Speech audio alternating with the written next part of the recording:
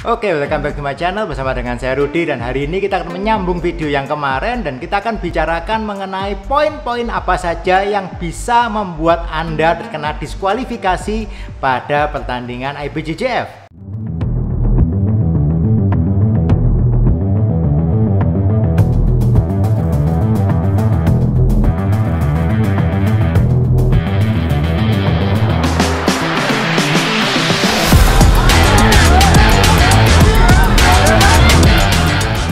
Dan seperti kita ketahui, IBJJF atau International Brazilian Jiu-Jitsu Federation adalah satu organisasi Brazilian Jiu-Jitsu yang tertua dan yang terbesar juga di dunia, dan organisasi ini mengatur banyak pertandingan-pertandingan yang dilakukan di dunia seperti pertandingan BJJ Worlds, BJJ Pan Am, dan BJJ lain yang diadakan di banyak negara, di Jepang, di Singapura, di Indonesia juga pernah ada, dan di banyak negara-negara lain di dunia.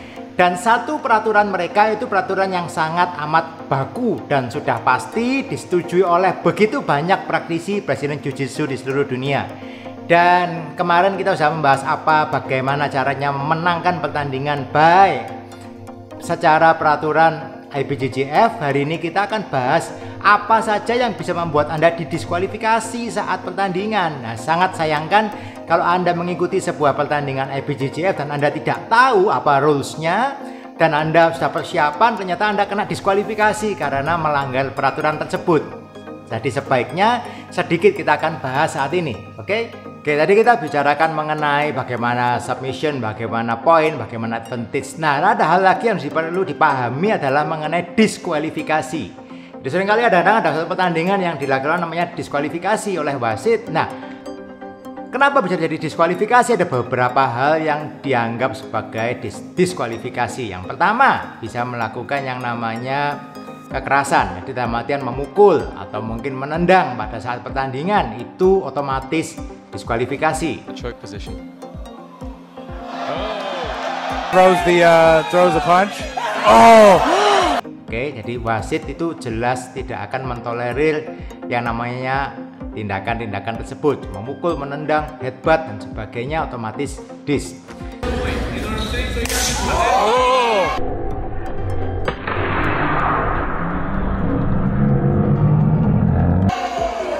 Kemudian bisa juga menjadi diskualifikasi karena melakukan kata-kata yang tidak pantas di atas matras. Jadi kalau misalkan di atas matras atau pertandingan kemudian Anda menggunakan kata-kata kotor mungkin, ya otomatis didengar oleh wasit, otomatis itu akan diskualifikasi. Oke, bisa juga jadi diskualifikasi karena berusaha lari. Jadi saat pertandingan itu yang diwajibkan adalah kedua pihak harus engage. Jadi harus ada engage, tidak boleh lari. Kadang-kadang ada yang dia merasa sudah menang poin, mungkin poinnya lebih banyak 7 dan lawannya cuma baru dapat 4 poin. Dia mengulur waktu, lari, menghindar, tidak mau engage. Itu bisa juga dikatakan diskualifikasi oleh wasit.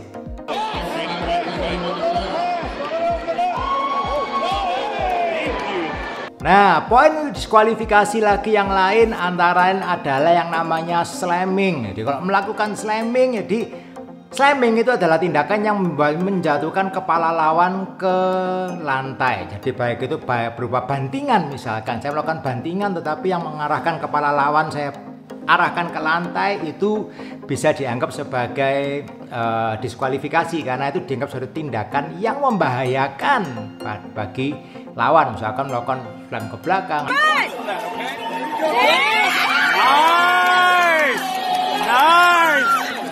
Yeah. Atau dan juga mungkin yang kadang-kadang terjadi adalah pada waktu Anda melakukan yang namanya triangle choke. Nah, defense yang mungkin dilakukan adalah diangkat kemudian melakukan slamming, membantingkan kepala lawan ke lantai. Nah, itu secara rules juga dianggap sebagai diskualifikasi karena itu dianggap bisa membahayakan lawan bertanding.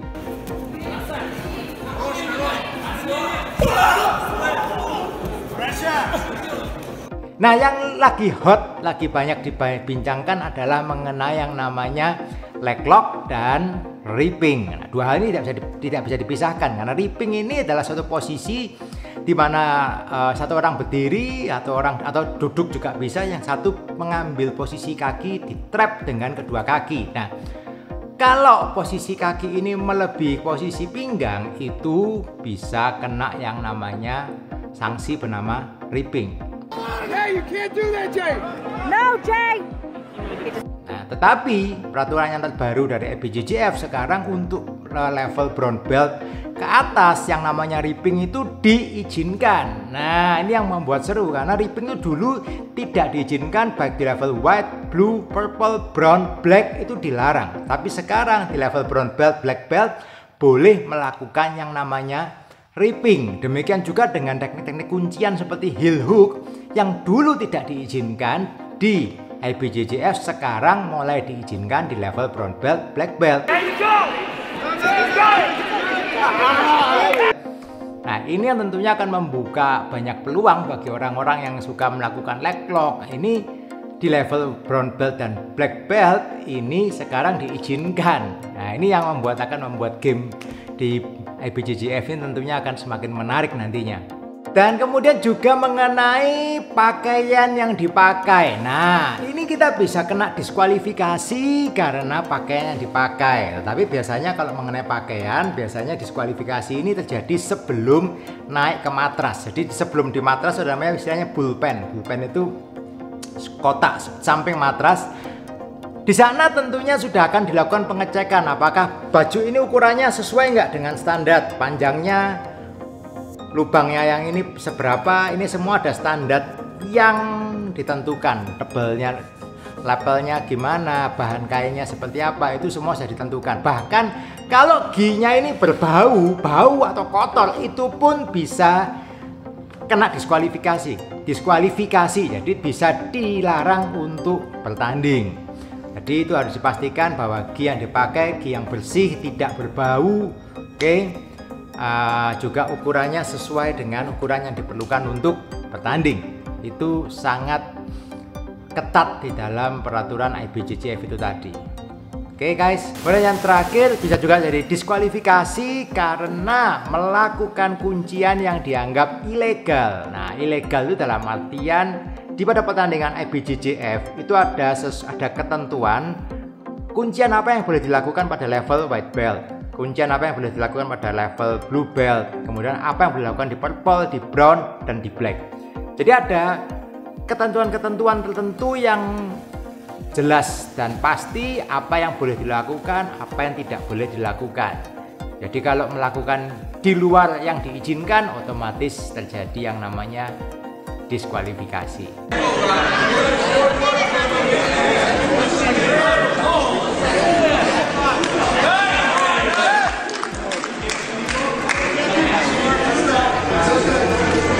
Jadi itu sebagian dari rules yang ada di IBJJF. Tentunya masih ada banyak rules di IBJJF yang harus dibaca sendiri. Kalau Anda mau ikut pertandingan under IBJJF rules, tidak ada salahnya untuk Anda mendownload bukunya, kemudian Anda baca sendiri apa saja yang diizinkan, apa yang tidak diizinkan. Karena kalau Anda mengikuti sebuah pertandingan IBJJF dan Anda kena diskualifikasi atau Anda kena hal-hal lainnya yang sebetulnya bisa Anda hindari kalau Anda sudah baca buku-buku peraturan yang ada, tentunya akan sangat merugikan. Yang saya bahas tadi baru sebagian kecil dari isi buku IBJJF Rules. Saya hanya membahas. Jadi bahasan kita mengenai apa saja yang bisa membuat Anda terkena diskualifikasi pada pertandingan BJJ di IBJJF Rules.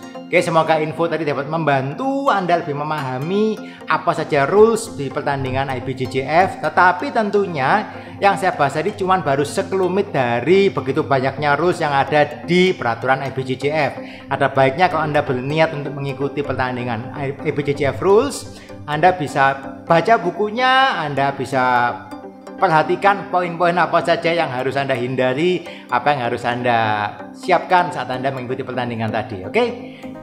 Kalau Anda suka dengan bahasan-bahasan seperti ini, Anda bisa klik like dan subscribe di bawah supaya Anda bisa tahu kalau saya ada posting video-video yang lebih baru. Dan tiap minggu saya akan selalu posting video yang baru dan juga ada video-video yang berhubungan dengan Brazilian Jiu-Jitsu di library saya di channel ini.